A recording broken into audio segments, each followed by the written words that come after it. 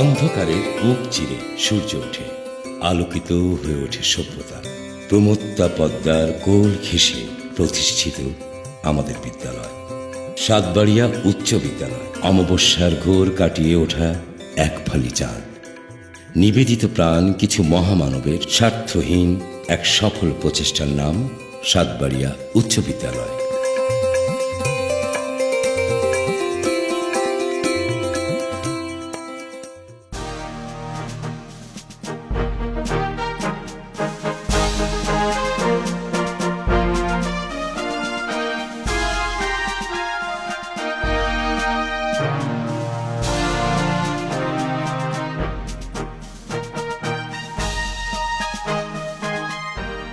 শতবর্ষ পেরিয়ে আজ এ বিদ্যালয় মহিরুহ রূপে সগর্বে দণ্ডায়মান।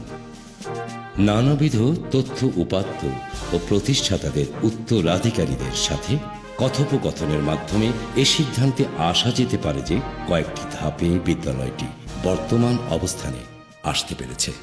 প্রথমত ২০ শতকের গোড়ার দিকে ১৯০৫ থেকে ১৯১৩ সালের মধ্যে সাতবাড়িয়া অঞ্চলের ধনী ব্যবসায়ী ও নগরবাড়ি অঞ্চলের বহু জমির মালিক বাবু দিগম্বর চৌধুরী তার নিজ বসত বাড়িতে মাত্র ৩ জন শিক্ষক কর্মচারী ও কয়েকজন ছাত্রকে নিয়ে দিগম্বর ইংলিশ মিডিয়াম জুনিয়র স্কুলে গোড়াপত্তন করেন।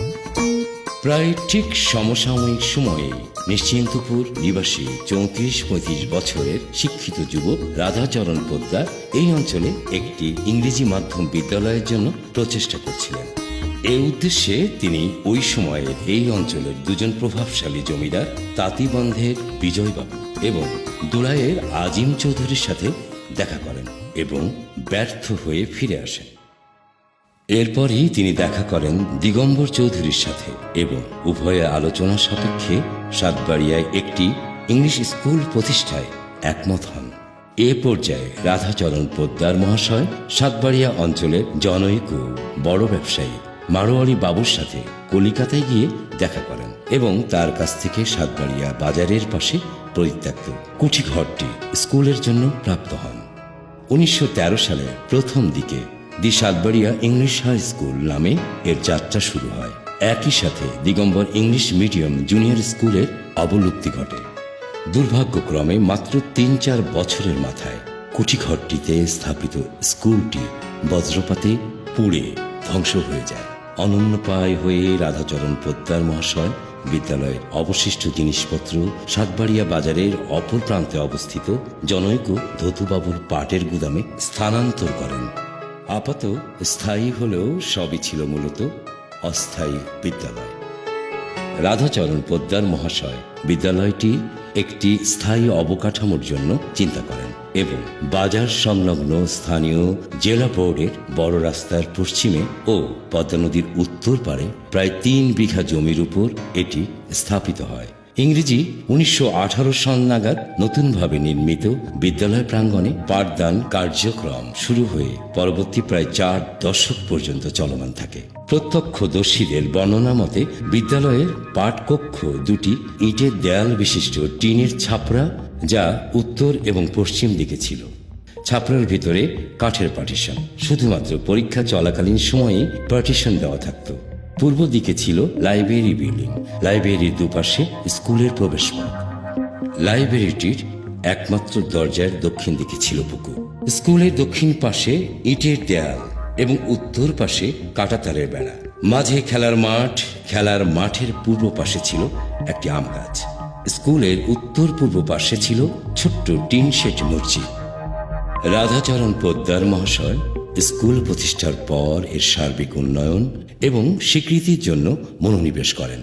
ব্রিটিশ শাসন আমলে এই অঞ্চলের সব শিক্ষা প্রতিষ্ঠানই ছিল কলিকাতা বিশ্ববিদ্যালয়ের অধীনে। কলিকাতায় FA এবং BA পড়ার সুবাদে পোদ্দার মহাশয়ের সেখানে অনেক বন্ধু বান্ধব ছিল। তাদের সহযোগিতায় তিনি স্কুলের স্বীকৃতি লাভ করলেন ১৯২০ সালের জানুয়ারি মাসে।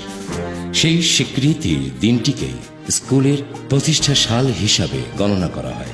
স্বীকৃতি লাভের পর আরও একটি স্থানীয় সমস্যা মাথাচাড়া দিয়ে ওঠে।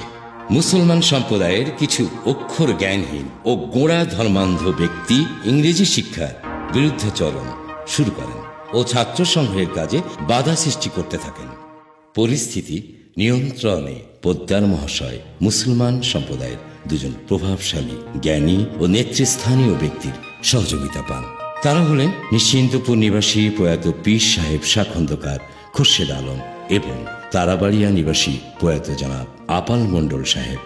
তিনজনে মিলে গ্রামে গ্রামে গিয়ে গ্রাম্য মাতব্বরদের সাথে কথা বলেন ও ধর্মীয় অপব্যাখ্যার যুক্তি খণ্ডন করেন। একই সাথে বিদ্যালয়ে ছাত্র পাঠানো এবং ভিন গ্রামের ছাত্রদের লজিং রাখা ইত্যাদির ব্যাপারে গ্রামে গ্রামে লোকজনকে বোঝানো ও আগ্রহী করে তোলার কাজে দীর্ঘদিন অক্লান্ত পরিশ্রম করেন।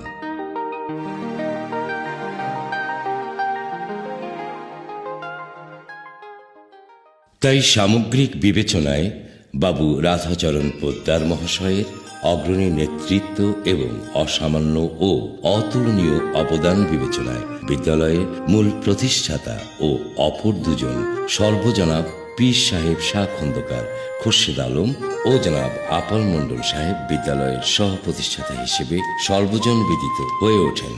তবে বিদ্যালয় প্রতিষ্ঠায় পোদ্দার মহাশয়কে অকৃপণ সহযোগিতার জন্য প্রবাসী ব্যক্তি হলেও বাবু দিগম্বর চৌধুরীর নাম চিরস্মরণীয় হয়ে থাকবে। আমাদের বাড়ি কোয়ার্টার মাইল হবে স্কুলে। আমার ছবি এই পালি লম্বা, এই পালি লম্বা। এখানে ছিল আপনার লাইব্রেরি চৌশিরে 4 কাছে 5 নদী ওর ওই পাশে, তারপরে বড় রাস্তা ছিল, তারপরে ওয়ানটেন চলে গেল বাজারে, বাজারে তারা ফের বানিয়ে গেল আবার রাস্তা এই পালি করলে।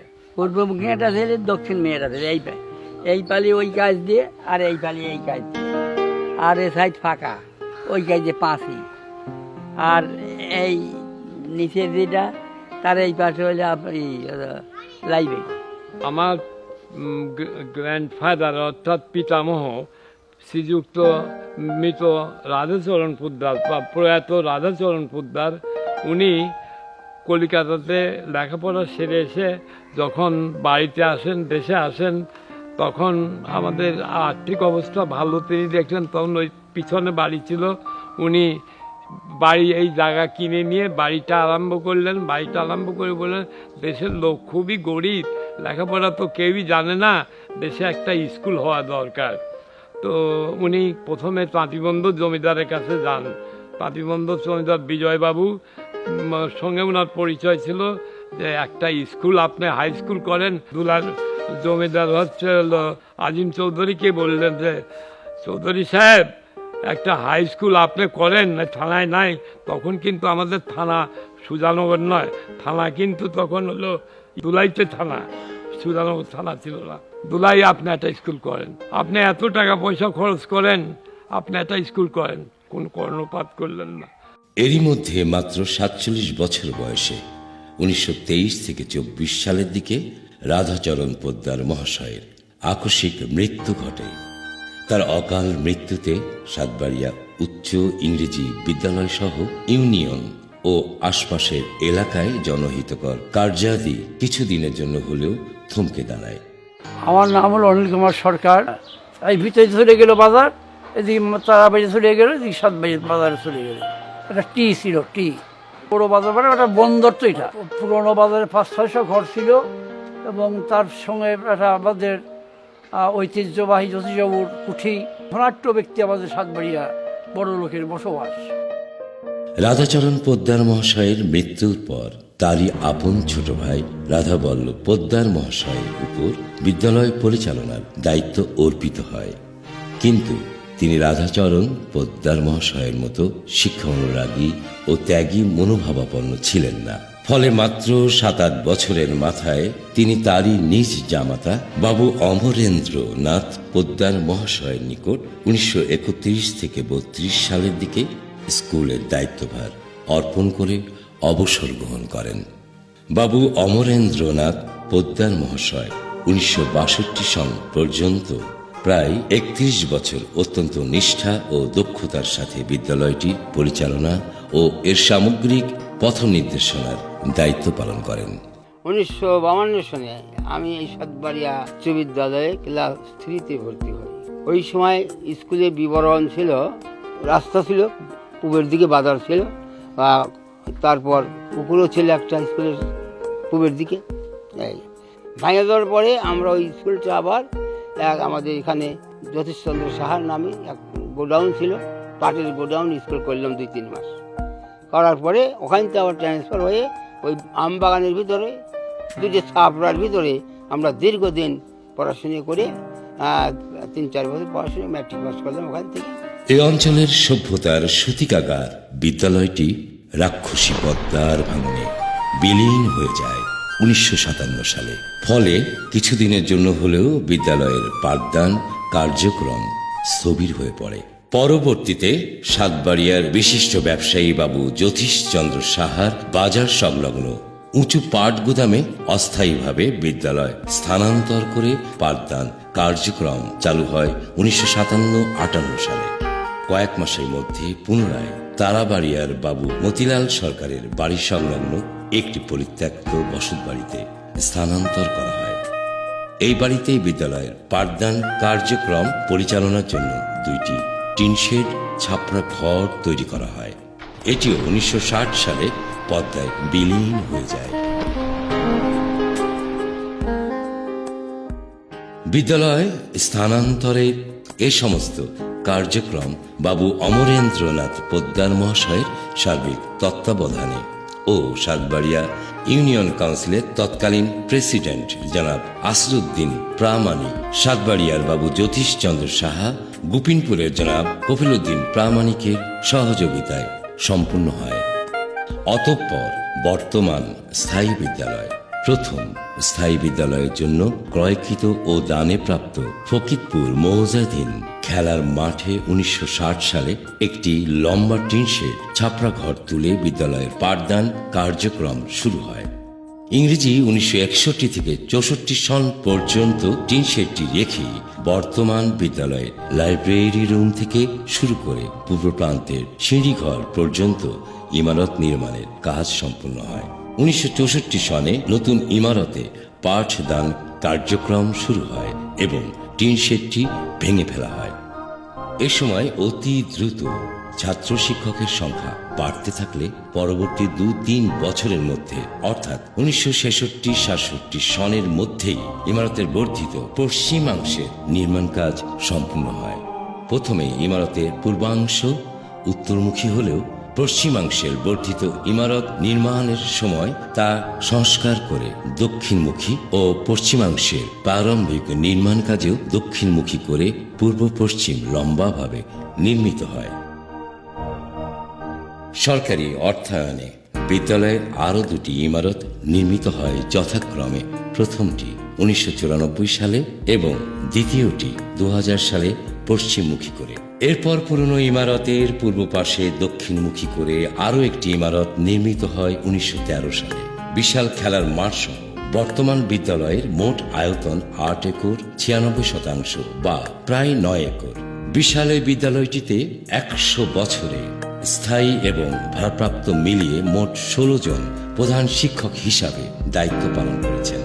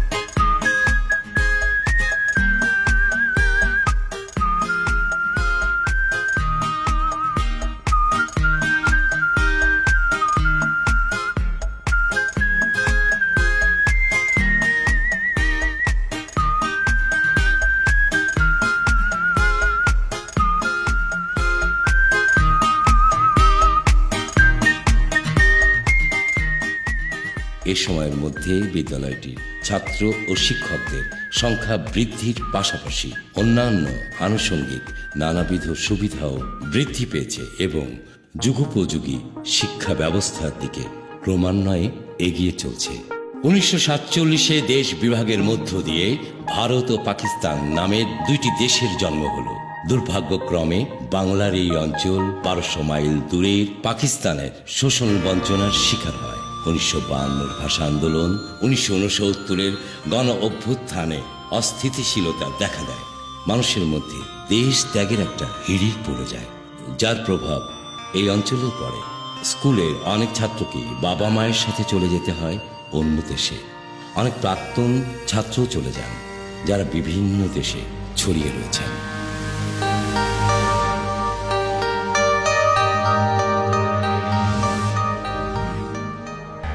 এরপর স্বাধীনতা যুদ্ধ 1971।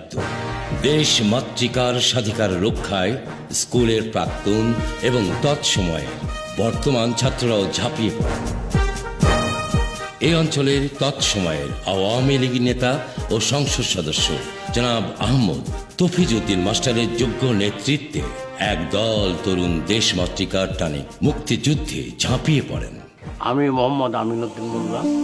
আমার এফএফ নাম্বার 9676। 1968 সনে আমি এসএসসি পাস। সেক্টর নম্বর হচ্ছে 7।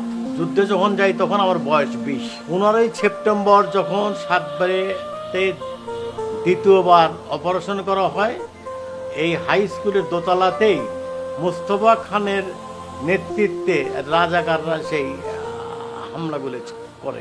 আমি এতেম শামসুল আলম, সাতবার স্কুলের ছাত্র। আমরা এই সুজানগর থানায় এই সংগঠক হিসাবে আমাদের ফিরোজ কবিরের আব্বা তফিজউদ্দিন মাস্টার সাহেব এমপি ছিলেন এবং উনি এই সংগঠনের গোটা থানা 15 ইউনিয়নে দায়িত্ব পালন করতেন। উনি আমাদের মাধ্যমে গোটা থানাতে এই সমন্বয় করে দিতেন। মুক্তিযোদ্ধা অংশগ্রহণ করি, তখন আমার বয়স 22 বছর। মোহাম্মদ আবুল হোসেন। আমার এফএফ নম্বর 9405। 1971 সালে পাকিস্তানের বর্বর বাহিনী যখন আমাদের বাংলাদেশ আক্রমণ করে, 14 বছর বয়সে আমি মুক্তিযোদ্ধায় অংশগ্রহণ করি। আমি ক্লাস 7-এ থাকতে মুক্তিযোদ্ধা যাই।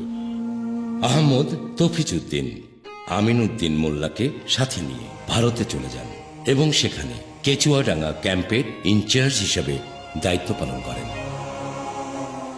নিশ্চিন্তপুরের খন্দকার ওবায়দুল্লাহ ছাও মিয়া, এসকে হাবিবুল্লাহ, আমজাদ আলী বিশ্বাস খোকন সংগঠক হিসেবে দায়িত্ব পালন করেন। অন্যান্য মুক্তিযোদ্ধারা হলেন নারুহাটির মোহাম্মদ আবদুল্লাহ লতিফ, মোহাম্মদ শামসুর রহমান শাম, ফকিরপুরের মোহাম্মদ শফিউদ্দিন প্রামাণিক, তারাবাড়িয়ার মোহাম্মদ আবু বক্কর প্রামাণিক, কুড়িপাড়ার মোহাম্মদ আজিবর সর্দার, কাচুরির খাজা নাজিমুদ্দিন আহমদ আলী, ফকিরপুরের মোহাম্মদ আব্দুল বারেক ও মোহাম্মদ আলতাফ হোসেন, তারাবাড়িয়ার মরহুম এরশাদ আলম, কুড়িপাড়ার মোহাম্মদ শাহজাহান আলী ও মোহাম্মদ খলিলুর রহমান, কাচুরির মোহাম্মদ রইচউদ্দিন, সিন্দুরপুরের মরহুম আব্দুল মান্নান, গোপালপুরের মোহাম্মদ আব্দুল আজিজ, মোহাম্মদ বন্দের আলী, মানিকহাটের AKM নজরুল আলম, AKM নুরুল আলম, মোহাম্মদ আব্দুল বারি, মোহাম্মদ কোবাদ হোসেন খান, আব্দুল মাজেদ শেখ, গাবগাছির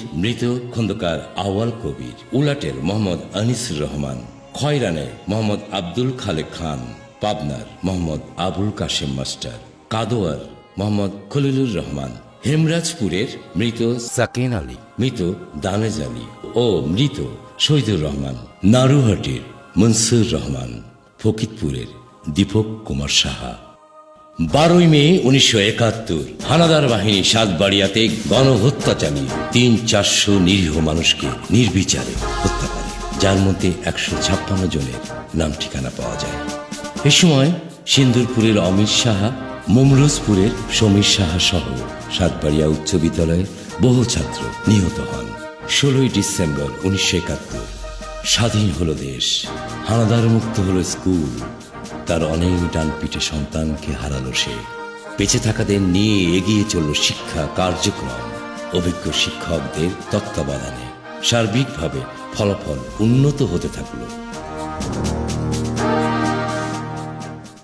বিশ্ববিদ্যালয়ের শিক্ষক, গবেষক, ডাক্তার, ইঞ্জিনিয়ার, বিসিএস ক্যাডার, সামরিক কর্মকর্তা সর্বত্র এই স্কুলের ছাত্ররা অলংকৃত করে রেখেছেন।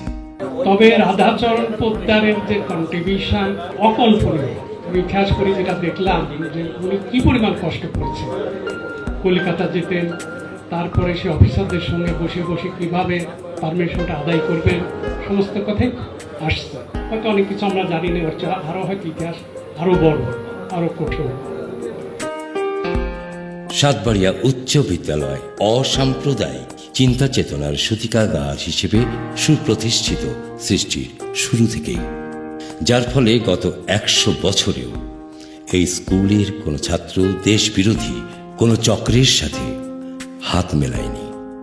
মৌলবাদ বা তথাকথিত ধ্বংসাত্মক রাজনীতির কলুষিত বিষয় এই বিদ্যালয় বা এই বিদ্যালয়ের ছাত্রদেরকে স্পর্শ করেনি কখনো। আমি এম শামসুল আলম, প্রধান শিক্ষক সাতবাড়িয়া উচ্চ বিদ্যালয়। বিদ্যালয়ে বর্তমান ছাত্র সংখ্যা 1067 জন, শিক্ষক কর্মচারীর সংখ্যা 26 জন। অত্র বিদ্যালয় থেকে গত 10 বছরে 1379 জন ছাত্র এসএসসি পরীক্ষায় অংশগ্রহণ করেছেন। তন্মধ্যে 1228 জন ছাত্র কৃতকার্য হয়েছে, 121 জন পেয়েছে এ+, 451 জন পেয়েছে এ। সাতবাড়িয়া উচ্চ বিদ্যালয়ে একটি প্রশিক্ষিত স্কাউট দল, একটি ফুটবল দল, এছাড়া বিভিন্ন সাংস্কৃতিক অনুষ্ঠানে সাতবাড়িয়া উচ্চ বিদ্যালয়ের ছাত্ররা সদা সর্বদাই অংশগ্রহণ করে থাকে। 1947 সনের আগ পর্যন্ত বিদ্যালয়ের সর্বশেষ বোর্ড পরীক্ষা এন্ট্রান্স নামে পরিচিত ছিল, যা 1948 সাল থেকে 1960 সাল পর্যন্ত ম্যাট্রিকুলেশন এবং 1961 থেকে বর্তমান পর্যন্ত এসএসসি নামে প্রচলিত রয়েছে। পড়াশোনার পাশাপাশি বিতর্ক প্রতিযোগিতা, তথ্য প্রযুক্তি বিষয়ে তাদের মেধা ও মননের স্বাক্ষর রাখছে। সাতবাড়িয়া উচ্চ বিদ্যালয়ের সর্বদক্ষিণে খরস্রোতা পদ্মা নদী, দক্ষিণ পশ্চিমে ইউনিয়ন পরিষদ কার্যালয়, পশ্চিমে মসজিদ এবং সাবেক ও বর্তমান মাননীয় সংসদ সদস্য জনাব মরহুম আহমদ তফিজউদ্দিন ও তার সুযোগ্য জ্যেষ্ঠ পুত্র জনাব আহমদ ফিরোজ কবিরের বাসভবন। পশ্চিম উত্তরে সাতবাড়িয়া বাজার, উত্তরে হাসপাতাল, সিসিডিবি ও সাতবাড়িয়া ডিগ্রি কলেজ। পশ্চিমে সাতবাড়িয়া সরকারি প্রাথমিক বিদ্যালয় ও সাতবাড়িয়া বালিকা উচ্চ বিদ্যালয়। সাতবাড়িয়া উচ্চ বিদ্যালয়ের শতবর্ষ উদযাপন 2020, এটা আমাদের 3টি লক্ষ্য নিয়ে আমরা আসলে এটা উদযাপন করতে যাচ্ছি। প্রথম লক্ষ্য হচ্ছে যে স্কুলের ইতিহাসে এখনো পর্যন্ত যে সমস্ত প্রাক্তন ছাত্ররা বিভিন্ন জায়গায় কর্মরত আছেন, জীবিত আছেন, তাদেরকে এক জায়গায় সমবেত করে একটা উৎসবের আয়োজন করা। এবং অন্য দুটো উদ্দেশ্যের মধ্যে আরেকটি হলো যে সকলের মধ্যে একটা পুরনো এবং নতুন ছাত্রদের মধ্যে সেতু বন্ধন তৈরি করা। তৃতীয়ত হচ্ছে যে এই অনুষ্ঠানের মধ্যে দিয়ে আমরা সাতবাড়িয়া উচ্চ বিদ্যালয়ের প্রাক্তন ছাত্রদের একটা অ্যালামনাই অ্যাসোসিয়েশন গঠন করার মধ্যে দিয়ে আমাদের এই প্রিয় বিদ্যালয়ের উন্নতিতে ভবিষ্যতে যাতে আমরা অবদান রাখতে পারি সেই প্রচেষ্টাটা গ্রহণ করা হচ্ছে এই অনুষ্ঠানের মূল লক্ষ্য।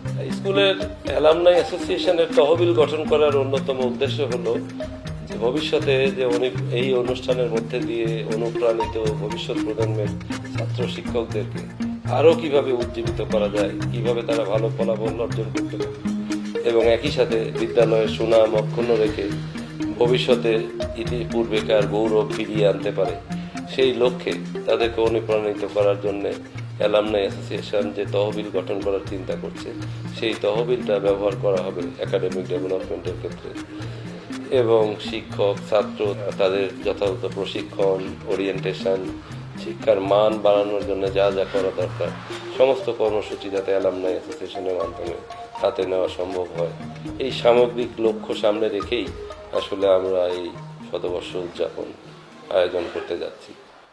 সবাইকে স্বাগতম। দীর্ঘ একটা প্রক্রিয়ার পর আমরা আজকে এই সাতবাড়িয়া উচ্চ বিদ্যালয়ের শতবর্ষ উদযাপন করতে পারছি। সাতবাড়িয়া উচ্চ বিদ্যালয়ের ছাত্র হিসাবে আমি গর্ববোধ করি। এটি একটি ঐতিহ্যবাহী শিক্ষা প্রতিষ্ঠান, আর প্রাচীনতম শিক্ষা প্রতিষ্ঠানের ছাত্র এবং এই বিদ্যালয়ের শতবর্ষ উদযাপন আমরা করতে পেরেছি, এটা আমাদের একটা সাফল্যের ধারাবাহিকতা মনে করি। এর পেছনে অনেক শ্রম দিতে হয়েছে। আমি বিশেষ করে আমার সদস্য সচিব আবুল কাশেম, আমাদের মোর্শেদুল আলম টিপু, এইরকম অনেকের নাম উল্লেখ করতে হয় যাদের অক্লান্ত পরিশ্রমের ভিতর দিয়ে শতবর্ষ উদযাপনটা আমরা করতে পেরেছি। আমি হয়তো দুজনের নাম বলেছি, কিন্তু আরও অনেকেই এর পেছনে শ্রম দিয়েছে। দীর্ঘ প্রক্রিয়ার ভিতর দিয়ে আজকে আমরা এই জায়গাটায় আসতে পেরেছি এবং অনেক প্রতিকূলতা আমাদেরকে ডিঙাতে হয়েছে। আমাদের একটা উদ্দেশ্য নিয়ে এই যে মিলন মেলা তৈরি করা, শতবর্ষ উদযাপন করা, এর পেছনে আমরা সবাই একসাথে হব, নবীন প্রবীণদের মিলন মেলা হবে, পাশাপাশি এই বিদ্যালয়টির যে ঐতিহ্য ছিল সেই ঐতিহ্যের যে ধারাবাহিকতাটা রক্ষার জন্যেই এবং আমাদের কিছু উদ্যোগ নেওয়া, সেই উদ্যোগগুলো যাতে আমরা ফলপ্রসূভাবে সফলভাবে পালন করতে পারি আগামীতে, তার জন্য আমাদের কিছু করণীয় আছে। এই শতবর্ষ উদযাপনের ভিতর দিয়ে আমরা সেটাও করতে চাই। শতবর্ষ উদযাপন করতে গিয়ে আমাদের অনেক ধরনের প্রতিকূলতার ভিতর দিয়ে যেতে হয়েছে, অনেক চ্যালেঞ্জ আমাদেরকে নিতে হয়েছে এবং আমরা শেষ পর্যন্ত অনেকের প্রচেষ্টার ফসল এই শতবর্ষ উদযাপন। আমরা আজকে একটু অনেকটা ভারমুক্ত লাগছে। আর একটা আনন্দের সবচেয়ে বড় জায়গা যেটা হলো যে এই স্কুলের ছাত্র হিসাবে গর্ববোধ করি। তো স্কুল আমরা যেমন এই শতবর্ষ উদযাপন করতে গিয়ে স্মৃতির মন্থনও করবো, পাশাপাশি আমাদের যে কিছু দায় আছে, ঋণ আছে এই বিদ্যালয়ের কাছে, তারও কিছু শোধ করতে চাই। ইনশাল্লাহ আমাদের এই শতবর্ষ উদযাপনের যে লক্ষ্য, তা আমরা পূরণ করতে পারবো। 1920 থেকে 2020 শতবর্ষ পেরিয়েছে। আরো 1000 বছর টিকে থাকুক আমাদের প্রাণের বিদ্যালয়, সগর্বে সমহিমায় জন্ম দিক লাখো কোটি সূর্য সন্তান, যারা বয়ে আনবে মাতৃভূমির মান। বহু ভাঙা গড়ার মধ্য দিয়ে আজকের এই বিদ্যালয় সাতবাড়িয়া।